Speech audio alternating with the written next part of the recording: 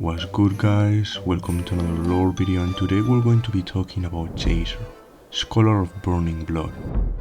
Chaser's backstory is unknown, however one of the theories is quite solid.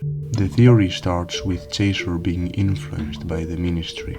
He climbed up the ranks and became the follower of the second prophet of the Ministry. He made a vow with this prophet, and this basically gave him the ability to control blood.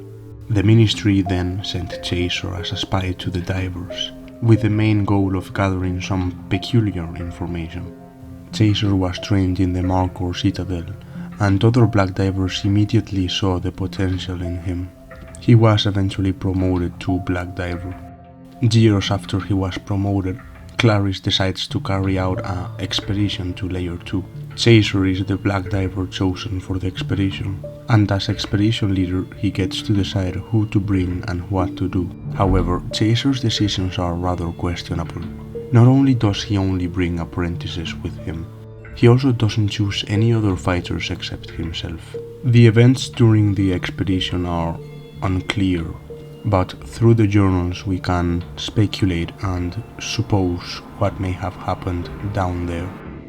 The expedition group makes it to the bridges, and it seems that the expedition group starts suffering from the snow. The expedition group comes across the Ignition base, but for some particular reason Chaser doesn't let them interact with them, and so the expedition team continues forward. But then the snow starts killing people, and so the first conflict happens.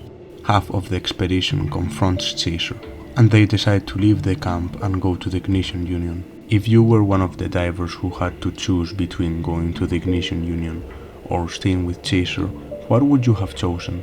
If you picked going to the Ignition Union, then you're dead, because Chaser decided to go and hunt every single one of them, and some of the people in the camp also died because of the snow, like the author of Journal 3, who somehow came to the conclusion that eating the snow was a good idea.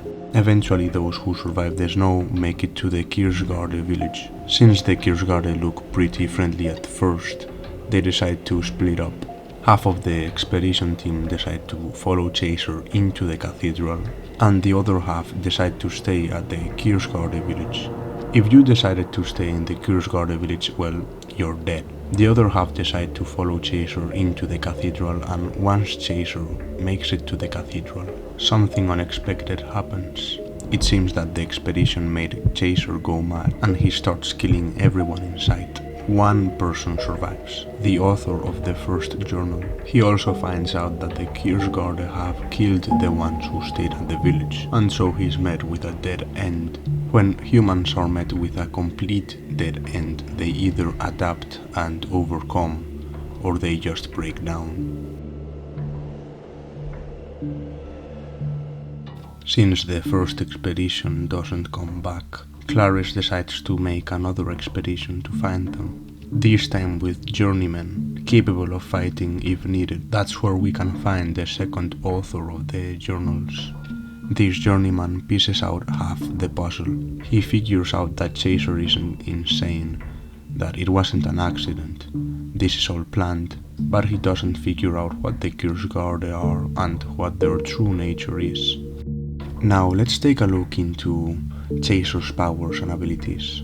First off, he has blood magic that he gained by a contract with the second prophet. With his blood magic he has a variety of abilities.